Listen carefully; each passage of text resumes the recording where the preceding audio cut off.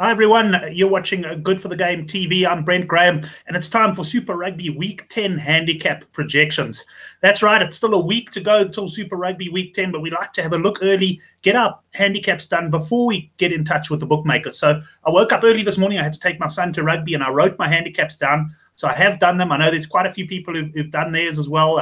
Coyle on the Good for the Game website, and GG Gaming are out with their handicaps. So I'm joined by Justin Rowe-Roberts, who's going to talk me through his handicaps. We're going to compare notes, and let's see if, from a punter's perspective, we can find any value. Before you do anything else, though, if you're new to this channel, if you enjoy rugby and golf previews and anything betting related, really, then go to the bottom of this video and hit the subscribe button so you don't miss out. Well, joining us from the GG Gaming Studios in Cape Town, it's Justin Rowe-Roberts. Justin, how are you? Brent, good and you. Good to be chatting again. And yeah, it was an interesting week of results. A lot of big upsets with the Stormers trouncing the Rebels, and the Jaguars absolutely hammering the Sharks. But otherwise, yeah, good weekend from my side. How did things go your side? Yeah, not too bad. I actually had a profitable weekend. It could have been better. I got greedy in a couple of cases and went for halftime plays. But overall, I did pretty well on the points markets. I must say, had some good success there. Got a bit lucky in the Kings game when I was low on points at 52.5, and I think there were 33 points in the first half. And that. But from a Super Rugby perspective, it was good. And overall, so far, profitable weekend, even though my man Rory McIlroy is gone in the golf, unfortunately. But I do have a couple of other selections running. But just quickly, I mean, that Stormers result, and for that matter, the Jaguars result, I mean, how do you call the South African conference at the moment? I mean, the Lions have gone from sort of first to last. And I mean, if you saw how the Sharks played against the Lions last weekend, I mean, you just can't believe that they can play so badly the week after. No, Brent, it's ridiculous. Just the volatility in results in the South African conference has been crazy. But obviously, it's nice to see a nice competitive conference. That it's almost 5 sides with the chance. You know, that is nice. But yeah, I just our prospects for the World Cup don't look great. We're not that consistent. And yeah, we're now watching New Zealand derby early on a Saturday or Friday morning. It just shows how miles ahead they are compared to us at this moment in time. Yeah, it certainly does. I must say, I'm going to share my screen now with you, Justin, because I've gone to the Good for the Game forum thread here where Coyle has opened up, and I've got his quotes in here. These were his opening handicap projections, but up against counting the home team. And I'm going to give you mine, and then we'll talk about yours as well. I know you've been up for a couple of hours. We're recording the show just after the Blitzbokkers come from behind victory against Fiji, which was certainly worth watching. But we'll get an idea if there's been any early money or if we're all aligned this week. So let's move straight on to the Chiefs, where Coyle went minus 15.5, and he's very close to what I've gone. I've gone minus 14.5 over the Lions. Yeah, 100%, Brent. That looks about right. As you know, I'm not the biggest Lions fan, as are Gary and Dave. We've opposed the Lions for much of the season. We've gone with 14.5 here, which is a little bit on the low side, but also remembering that Damian McKenzie got badly injured at the beginning of the second half of the Chiefs Blues game. So I literally take that as 3 to 4 points. I mean, one guy doesn't make a team, but he makes a massive impact.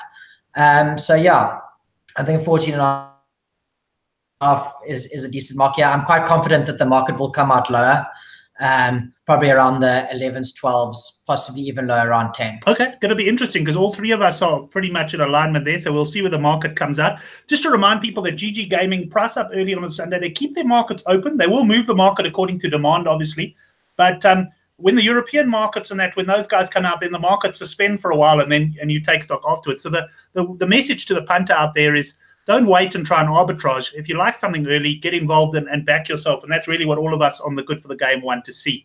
Let's move on, though, to the Wolves game.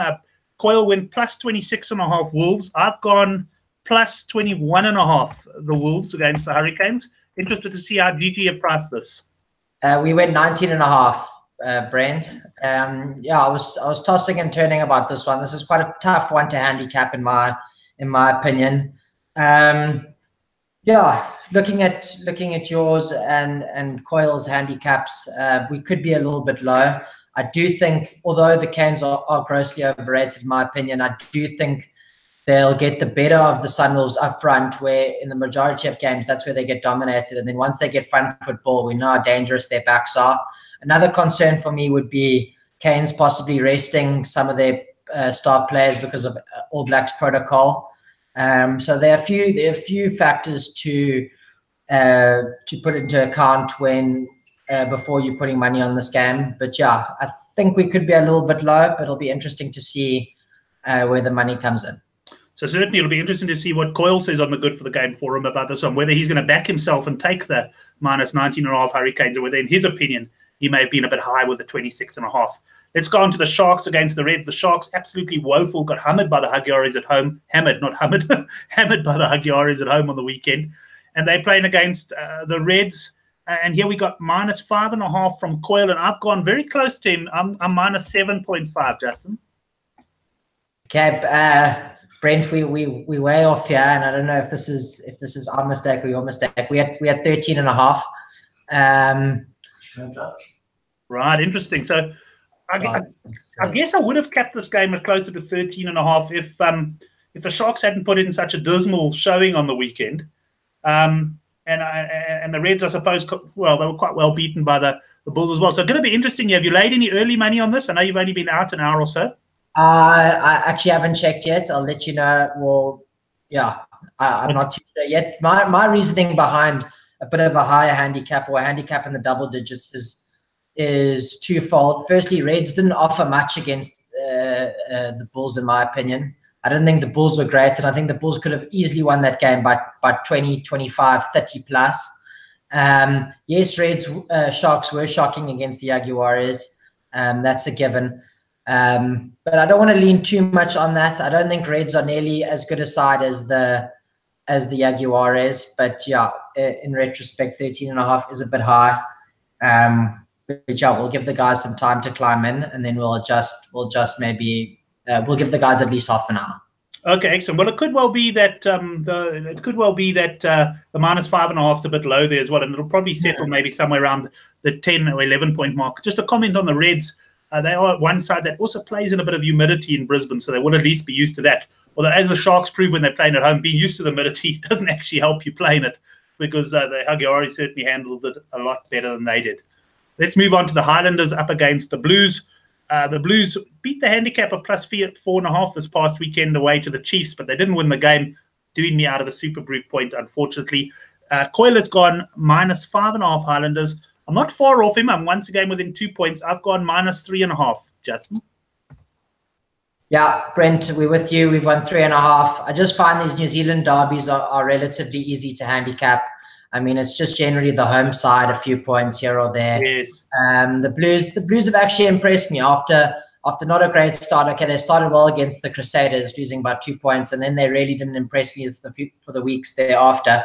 And I'd say in the last 4 weeks or so, they've really been good. It looks like they're coming together, playing some really decent, attractive rugby, and I'm warming up to them. But on the same note, I also don't think the Highlanders are a bad side, and I think this will just be just a classic New Zealand derby, some great rugby on display, and yet again, it'll just show South African supporters how far we are behind the best rugby nation in the world. Yeah, I'm sorry I missed the Chiefs Blues game on the weekend. My son was playing a rugby match, but because I understand it was one of the games of the tournament. And I have to agree with you on two things there. One, the New Zealand derbies are something else. And two, they actually are quite easy to handicap. There's never a lot of points in it. And as you say, the home team, depending on how strong the home team are, by probably anywhere from 3 to 7 points is normally where you go. 100%. Let's move on to the Waratahs against the Rebels. The Waratahs, I suppose the question's been asked, how will the whole Israel Folau thing affect them? Well, Coyle has handicapped them minus 5.5 against the Rebels. I actually initially was thinking choice for this game, interestingly enough, but I went minus 2.5, and interested to see if GG Gaming split us down the middle or on either side of us there. Split down the middle, Brent at 4.5. A bit of mixed opinions in the GG camp. Dave thought it should be closer to a choice game, whereas Gary and I thought 4.5 is a good cap. I know the Israel Folau saga and whatnot, but as I said, yes, one player does make a big difference, such as Damien McKenzie. But yeah, I still think Waratahs will be too good at home. And also Rebels didn't offer much with a relatively full-strength team against the Stormers. And let's be honest, that was the Stormers' second strength team. That wasn't their full strength team, and they really got outplayed. So yeah, nothing much from the Rebels from my side. Right, interesting. You spot on. I mean, I think the Rebels let everyone down on Super Brew, and there were a lot of guys punting them as well. Where that Stormers performance came from, I guess, it's a bit like the Sharks, where you're saying, you know, one week they're absolutely terrible, and the next week they're superb. They defended absolutely brilliantly. And let's move straight into the Stormers game, because they're now at home to a Brumbies side who delivered the good for the game and the handicap rugby show best bet of the weekend of Brumbies -3.5.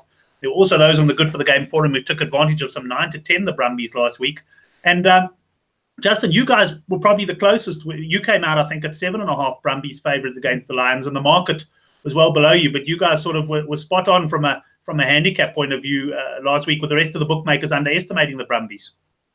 Yeah, Brent, as I was saying on the show on Thursday, often Bet365, yes, they're great and whatnot, and then most of the South African bookmakers just follow like sheep, but they're not always correct, you know. And this was a circumstance that it was just miles off. There was no ways that Brumbies should have been 8-10 or whatever they started. It was crazy.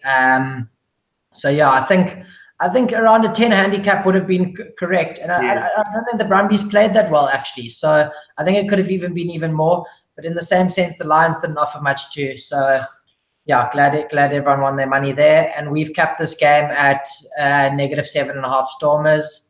I wanted to go a little bit higher. I think the Stormers really impressed me last week. They're going to get their big guns back. Peter Steph to Toy, Khaleesi, although he doesn't make a massive difference in my opinion. Hopefully Etzebeth's back. But yeah, I'm really, really confident that the market will open lower than 7.5. I think it'll open up around 3, 4, 5, which will give Stormers punters a good opportunity to get involved there. Well, certainly Coyle would be getting involved. He's projecting, I think, similar to you, around about the 11.5 is where you would probably be comfortable capping the game. And yeah, even myself at those sort of levels, 3.5 and that, I'd probably be getting on the Stormers there. But I've gone in here very close to where you guys are. I'm 6.5 points. So let's just have a quick look over there.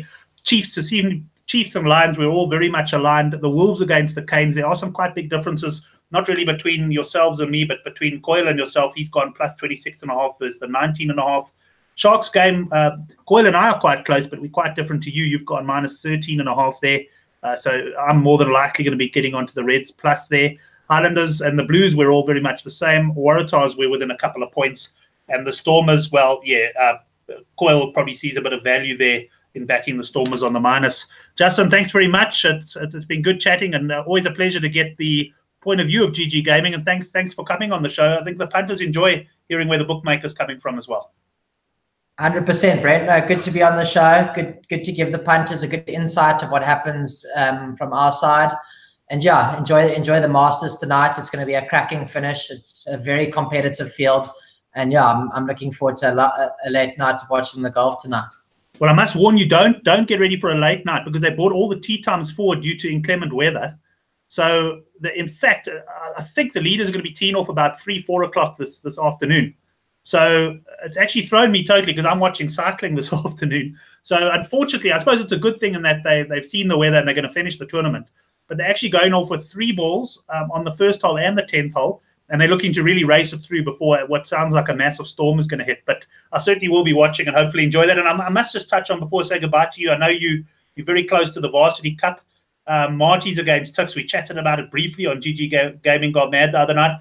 Have you guys priced up on this one yet? I saw there were still 11.5 Marties available.